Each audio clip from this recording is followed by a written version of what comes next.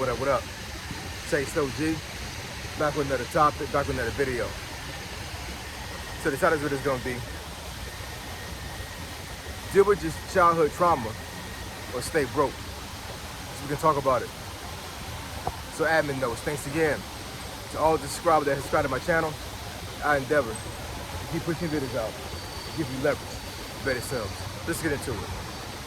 So why do I say, deal with your childhood trauma or stay broke? So I'm gonna cater this more towards men, but I'm pretty sure women can fall in the same situation. But I think in this day and age, especially when I see a lot of millennials, younger millennials, and Gen Zers, I see a lot of these folks dealing with this stuff, man. And actually to include Gen Xers as well. So I've seen a lot of scenarios where a lot of men are having a really, really hard time trying to navigate the finances. And you know, to a certain degree, I think one of the reasons why they're having a hard time navigating their finances is that, well, for one, they probably wasn't taught financial literacy when they were growing up. But another reason is childhood trauma. And what I mean by that. So I don't think it's really dialed down to a very specific trauma you deal with in childhood, but there are certain ways that men move as they're grown that is a real reflection as far as like what their core values, core beliefs were when they were growing up and when they were children. I'm just saying, man. You know what I'm saying? I've seen so many situations where, you know, these men get into this cycle about, trying to, deal with money, and they're just having a really, really, really hard time trying to deal with money, man. And I know for myself, let's take myself for example. And this is no bad reflection on my mom, my grandmother at all. But, I grew up in poverty, man.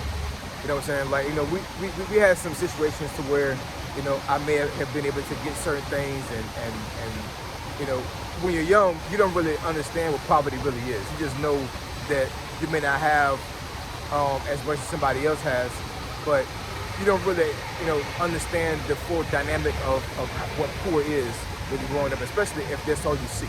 If I'm in the projects and all I see is my friends dealing with the same thing I'm dealing with, who's poor? You know what I'm saying? I don't see somebody in a mansion. I don't see somebody in a really big house. You know what I'm saying? Actually, at that point in my life, all I saw was skin color. I thought that all black folks were poor and all white folks were rich. That's what I thought, you know what I'm saying? In my ignorant self, that I didn't see past the projects, you know what I'm saying? But that's not my fault.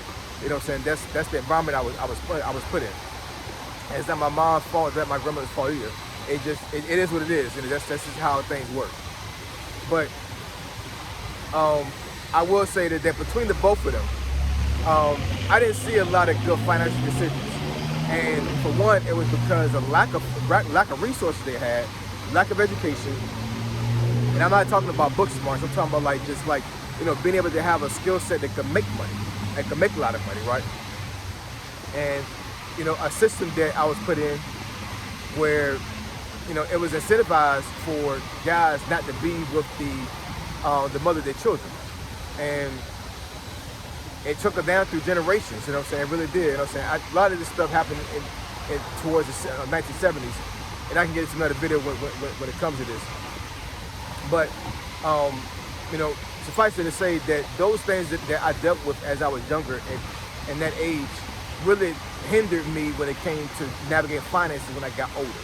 Now, once you get older, the society don't give a damn about how you was raised. You know what I'm saying? They want you to perform.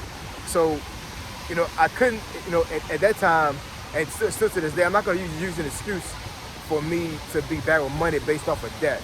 But that is a reality. You know what I'm saying? Even though I won't use it as an excuse, that's not to say it's not true either, right? I mean, it's a real fact. And I'm telling you, man, if guys don't go to some type of therapy, or at the very least acknowledge that there were certain things happening in their childhood that hinder their financial growth, then you'll stay broke, man. You'll just stay broke. You keep putting the blame game on other folks and whatever, and you will not take full responsibility and full accountability of your finances. And I've seen this thing happen over and over and over again. I can't really recall me not taking responsibility for my finances, but what I would say is that I did make a lot of excuses. I did. It wasn't totally my fault. It was always a situation. It was always a scenario that happened that caused me to be in this situation. And I'm gonna tell you, man, excuses don't cut it. It doesn't cut the mustard when you're a guy, man. It doesn't really cut the mustard to a certain degree when you're a woman either, especially if you got children. But for guys, I'm telling you, man, having excuses about not being able to be financially stable, it's non-existent. There's no excuse for it. It really isn't. You know what I'm saying? Because society needs you to perform. They want you to perform, and they expect you to perform. So all I'm saying is that, you know, if you're a guy out there right now, you're struggling with your finances, really think about how your childhood was. Really think about how you navigated finances in your childhood. Think about what your parents did with money when you were growing up. Because I'm telling you, man, those are sticklers that stay with you for the rest of your life.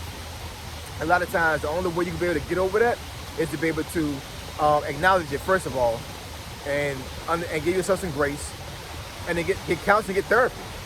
I know for myself, I've been in therapy for other things as well, you know what I'm saying? But I mean, but as far as like childhood trauma and just you know, just basic life coaching stuff, I've been through stuff like that, man. Because as I got older and I saw myself reaching a plateau, I was like, what is blocking me from being able to move forward in certain aspects of my life? And come to find out, I had childhood trauma as far as finances go that actually made me the way I was, you know, in my early 20s and 30s with money. And I would never have thought to even think back to that, you know what I'm saying, until somebody had pointed out to me one day. And the internet is, you know, it's almost like a blessing and a curse, man, because the internet gives you so many opportunities to research certain things. And had not it been for the internet, man, and me being able to have an open mind when it comes to certain things, I would have never realized that that was one of my problems. And once I started going to therapy and actually like really like unpackaging those things, it was like a light bulb popped in my head. I'm like, man, this is the reason why I can't deal with money that well. This is the reason why I'm afraid of money. You know what I'm saying? I was literally afraid of money. I was literally afraid of paying bills. I was terrified because I always felt like it was not enough. You know what I'm saying? And that's childhood trauma for a lot of folks. It really is. I know for me it was. And it could be for you as well. So all I'm saying is, man, you know what I'm saying, if you're a guy right out there right now, and even if you're a woman, understand that there's a very good possibility that if you're bad with money, it might be the reason how you saw money when you was growing up, and how your parents or whoever that was over you dealt with money when you was growing up. And quite honestly, the only way a lot of folks are able to get over that hump is to acknowledge it and seek therapy. Like real talk. Therapy can change your life, man. It really can. I know it did for me. It can do the same thing for you. So I appreciate y'all. Love y'all. I'll catch y'all next video. Say so, G. Signing out. I'm gone.